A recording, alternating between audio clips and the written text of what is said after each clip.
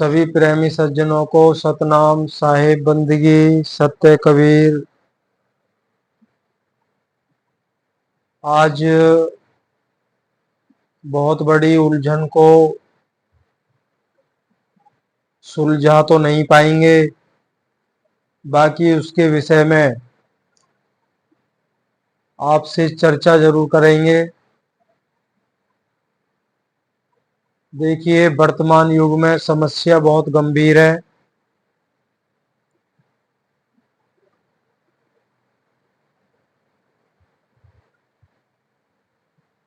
सतगुरु कबीर साहब ने भी इस पे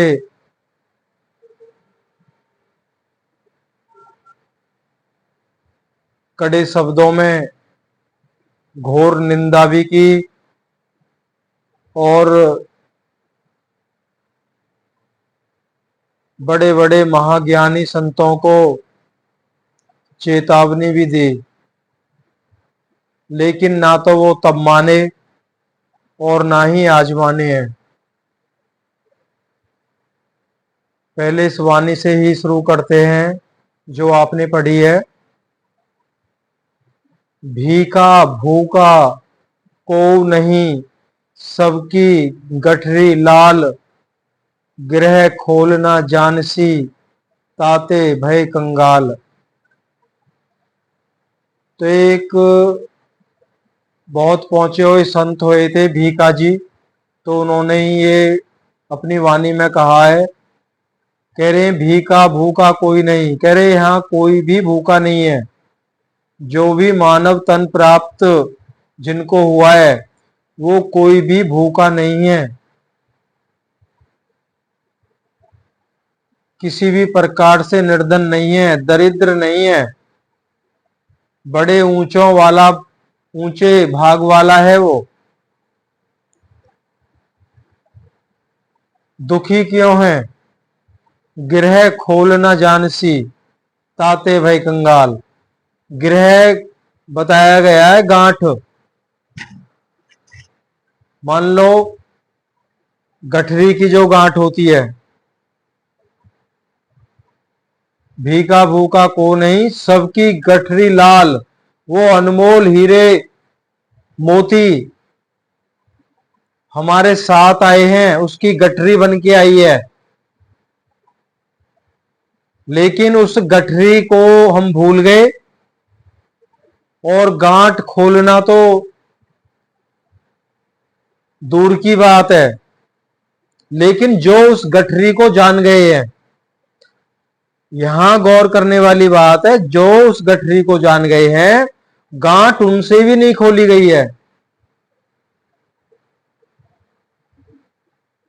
तो सतगुरु कबीर साहब ने कहा था, बीजक में ही कहा है उन्होंने, कह रहे मुझे बड़ा अचंभा इन लोगों को देख के होता है, इनको पहचानना जब ये मेरे सामने आते हैं तो देखने से मालूम पड़ता है कि स्वयं को जानते हैं, लेकिन दुख इस बात का है खुद नहीं जानते। और संसारी लोग जो जिज्ञासु भाई हैं वो कैसे जानेंगे? जब ये नहीं जानेंगे तो संसार के लोग कैसे जानेंगे? ये बड़ा गंभीर सवाल है।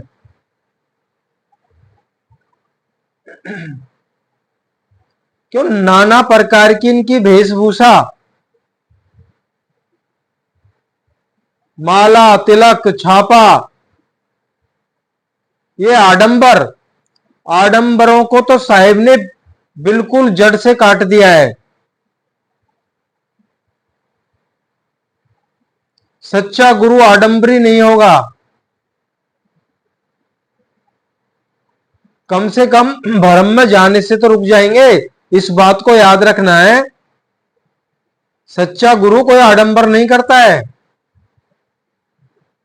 आजकल देखा जाता है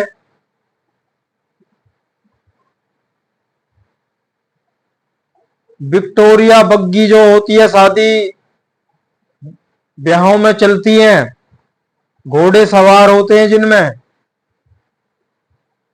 साधु महाराज उन पे बैठ के प्रवचन करने जा रहे हैं, डीजे बाज रहे हैं, ढोल बाज रहे हैं। ये आडंबर नहीं तो क्या है।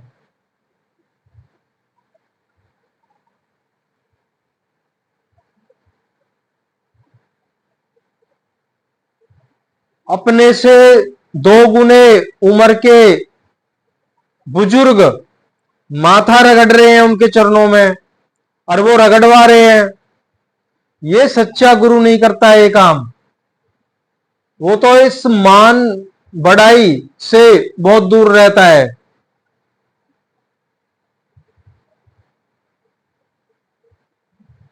देखो ये तो होगा, और जो भी साधु महात्मा ऐसा करता है, संत ऐसा करता है, वो अगर हम सोचें कि भाई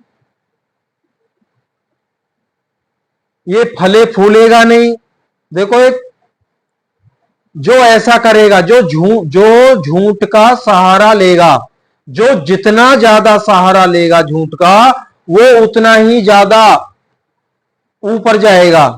ऊपर जाने का वो ज्यादा ही मशहूर होगा, बड़ा संत कहलाएगा। वर्तमान युग की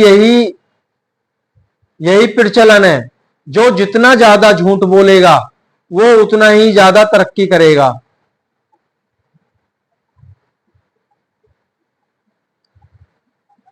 हम भी आप में से भाई हैं, आपकी ही तरह शिष्य हैं। जब हमको ये एहसास हुआ कि मुक्ति मार्ग कुछ और है, उस भेद को जानने के लिए 4-5 साल का वक्त लगा था हमें। हमने किसी से कोई प्रश्न नहीं किया। उन 4-5 सालों में हमने यही पाया, हमारे नजरों के सामने तो कोई ऐसा भेदी गुरु नहीं है।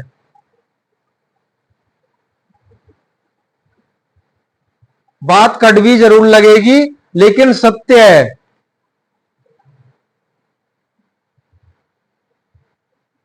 प्रश्न हम तब रखें किसी के सामने जब हमें एहसास हो, हां इनके पास वो वस्तु है, नहीं है।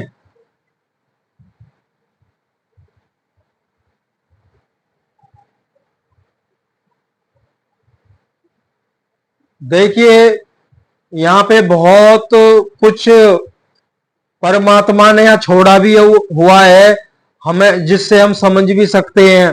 देखो गुड़ या शहद जहां कहीं पे रखा होता है, आप कहीं भी कहीं भी रख दीजिए जहां पे कोई मक्खी वगैरह नहीं है, लेकिन मक्खी आ ही जाती है वहां। तो संत की जो खुशबू होती है ना, वो खींच लेती है। संतों के जाने के बाद इस शरीर को त्याग करके जब वो आत्मा अपने निज धाम को जाती है, तो सैकड़ों वर्षों तक उस संत की खुशबू उस जगह विद्यमान रहती है। बस उसी का फायदा उठाया जाता है। फिर वहां पे गद्दियां बन जाती हैं, बड़े बड़े आश्रम सत्संग घर बन जाते हैं।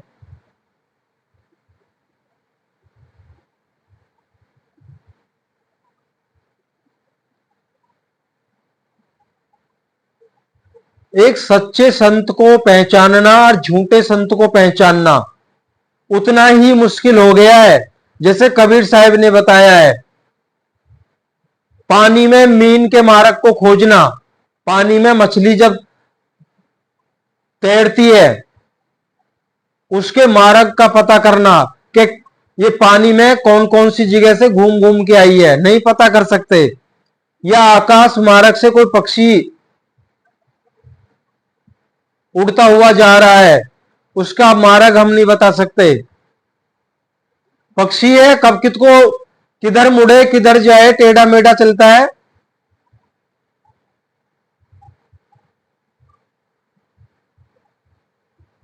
अब आप लोग सोचेंगे कि फिर पता कैसे लगे भेदी गुरु कौन है।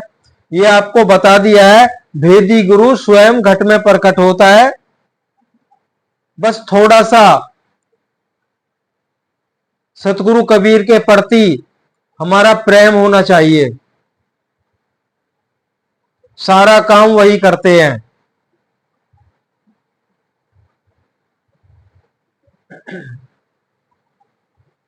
तो सतगुरु कबीर ने सबको बड़े इंतजाम से भेजा है। यहां वो जानते हैं इसको गुरु नहीं मिलेगा। हाँ, एक परंपरा बनाने के लिए गुरु बनाया जाता है, वहां से कुछ सीखा जाता है।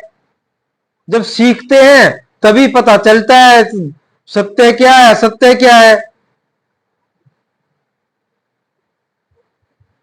तो शिष्य को तो बढ़ना है ना आगे, तो उसका मार्ग खुलता चला जाता है। उसके अंदर प्रेम, अगर शिष्य अनुरागी है तो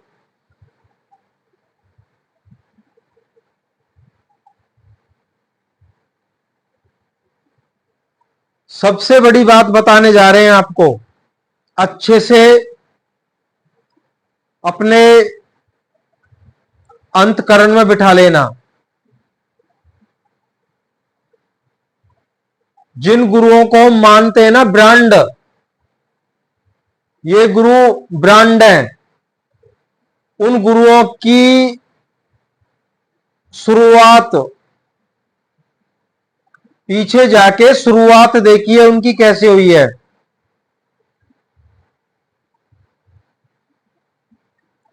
घरों में सत्संग करना, 10-20 औरतें हैं, 1-2 भाई हैं, पूरी पूजा पद्धति करते थे, कबीर साहिब की आरती करते थे। जिन चीजों को कबीर साहिब ने खंडन किया है उनको इन्हें रत्ती भर भी ज्ञान नहीं था। जैसे जैसे पढ़ते गए, ज्ञानी कैसे बने, ये पढ़ते गए, और जैसे जैसे वानियां आती गई लोगों में जागरूकता क्यों, लोगों में जागरूकता क्यों फैली? एक संत दूसरे की टांग को खींचने पर लगा है, एक संत दूसरे के मंत्रों को बताने पे लगा है। फलाना गुरु ये मंत्र देता है, फलाना गुरु आरती कराता है, फलाना गुरु ये करता है। जो ये बताता है उसकी पोल कोई और खोलता है। अब सब चौकन्ने हो गए। अब अपनी अपनी क्रियाएं बदल रहे हैं ताकि पकड़ में नहीं आए।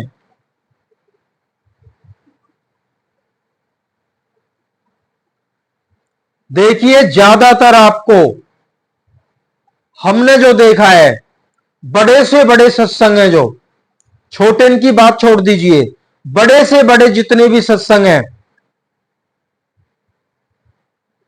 70% गरीबी रेखा में जीने वाले व्यक्ति मिलेंगे। गौर करना, 70% गरीबी रेखा में जीने वाले व्यक्ति मिलेंगे हमारे जैसे, जो अपना बस मेहनत मजदूरी करते हैं, अपना जैसे तैसे गुजर बसर हो रही है। वो लोग ज्यादा मिलेंगे। बाकी बचे 30%, 30% में सब मिले मिले जुले होते हैं, बड़े भी होते हैं, मध्यम वर्ग के भी होते हैं। वो क्यों होते हैं? भीड़ को देख के वो भी शामिल हो जाते हैं। जहां 70% गरीब लोगों की भीड़ है तो उन्हें देख के वो भी शामिल हो जाते हैं।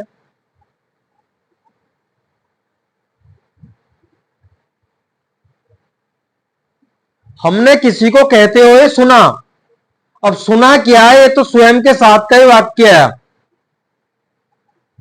जब हमारे अंदर एक ही बात अच्छे से चुभ गई, केवल एक ही शब्द से हमारी काया पलटी, वो क्या? परमात्मा को सत्य बताया गया है। रत्ती भर भी कोई अवगुण या कोई भी विषय विकार नहीं चलेगा। परमात्मा को इससे कोई लेना देना नहीं है, इस पे गौर हमें करनी है।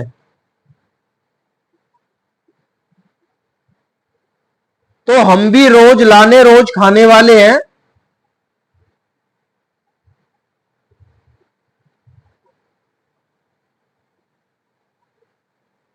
अच्छी खासी नौकरी थी, काम था फाइनेंस का। अब थोड़ा ध्यान दीजिएगा, घर में अकेले हैं, कोई और भाई नहीं है, परिवार लंबा है, लेकिन कमी कसर नहीं कभी हुई, क्यों? सतगुरु की कृपा ही ऐसी है।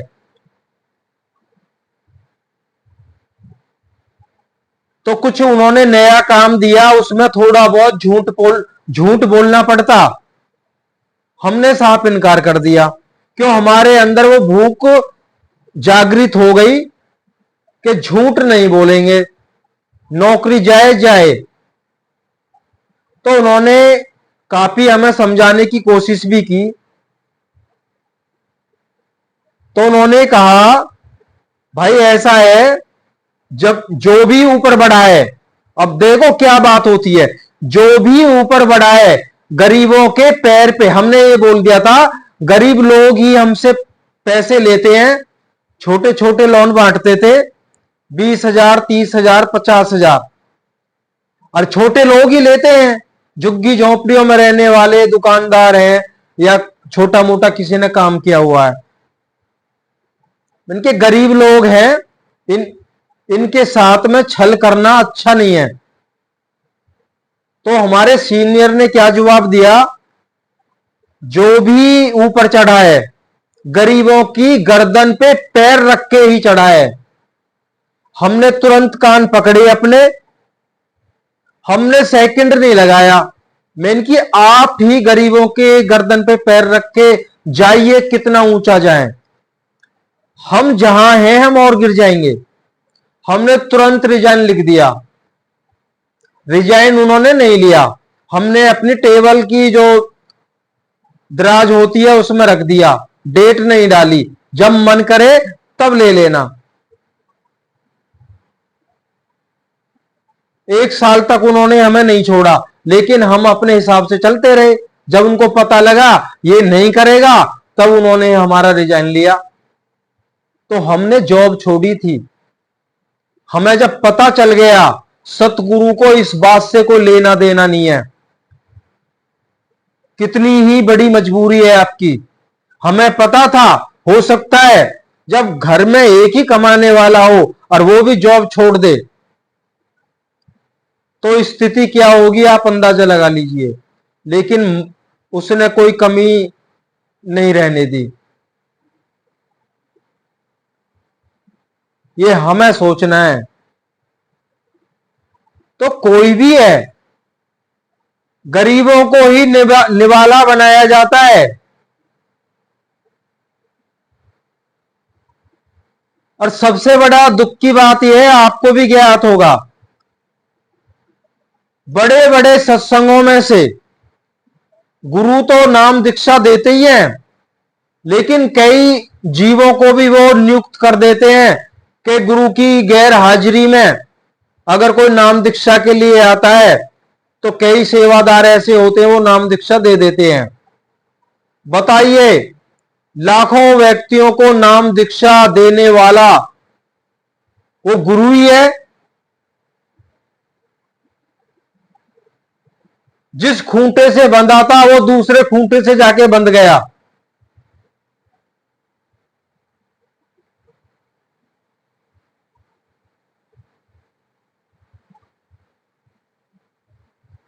ये तो अब उनको घुट्टी क्या पिलाई जाती है? भाई जब रोगी का रोग ठीक नहीं होता डॉक्टर तो बदला जाता है। अरे डॉक्टर बदला जाता है भाई, बिल्कुल बदला जाता है, लेकिन वो डॉक्टर उससे भी गया गुजरा हो तो मरे ही फंद कटेगा।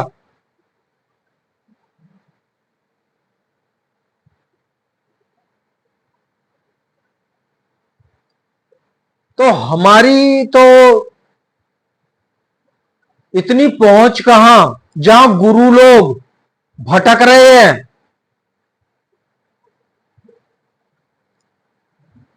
जिनको 40-40 वर्ष हो गए गुरु की शरण में, वो छोड़ के 4-5 साल में जो ताजा ताजा गुरु बने हैं, वानियों के जाल ऐसे फेंक रहे हैं वो कि उनमें हर कोई फंसता जा रहा है।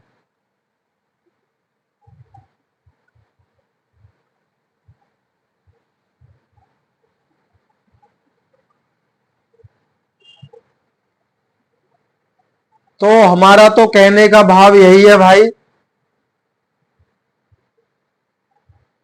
अपना सतगुरु कबीर साहिब का नाम लीजिए, उन्हीं का आप ध्यान करिए, वो मार्ग सुझाते हैं। देखो जैसा हुआ है हम तो वैसा ही बता रहे हैं, अनुभव बता रहे हैं आपको। पहले भी हमने कहा है, सब किसी दूसरे संतों की वानियों का जाल फेंक रहे हैं, अपना जाल किसी के पास नहीं है, अपना अनुभव कोई नहीं दे रहा है, बस वानियों से ही उलझाया जा रहा सबको।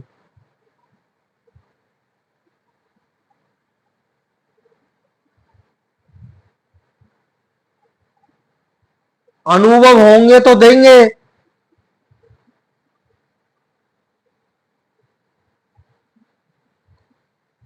तो सतगुरु कबीर साहब से प्रेम करिए, जितना हो सके अपने अंदर दया भाव पैदा करिए।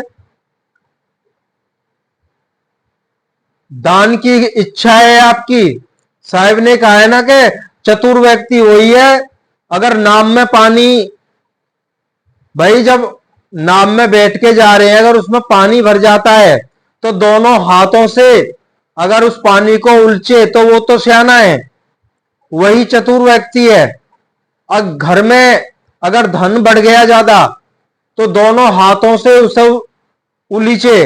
अपनी साकी में अच्छे से साहिब ने बताया है।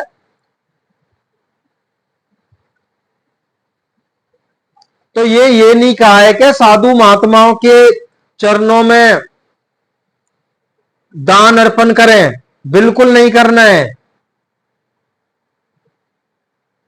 वहां तो आ रहा है पैसा, जो लोग दे रहे हैं देने दो, आपको क्या करना है, जरूरतमंद की सेवा कीजिए। आप सतगुरु कबीर साहिब का नाम लीजिए और जो जरूरतमंद है उनकी सेवा कीजिए। सतगुरु कबीर साहिब का तो यह आदेश है। और उनका ध्यान करिए, गुहार लगाइए। अब ये लोग और एक जगह भटका देते हैं, साहिब की उस साखी का ही सहारा ले लेते हैं। परमात्मा के द्वार को खटखटाते रहिए, कभी ना कभी तो भनक पड़ेगी दीनदयाल के कान, दरवाजा खटखटाते रहिए। अरे भाइयों, परमात्मा या सतगुरु कोई बहरा है कि कभी ना कभी दीनदयाल के भनक पड़ेगी कान। चेटी के पग नेवर आवाजें तो भी साहिब लगता है, वो तो चींटियों के पैरों की आवाज भी सुनता है जो हमें सुनाई नहीं देती है। तो भाइयों, शब्दों के जाल से निकलिए, कुछ भी नहीं है, कुछ भी नहीं है।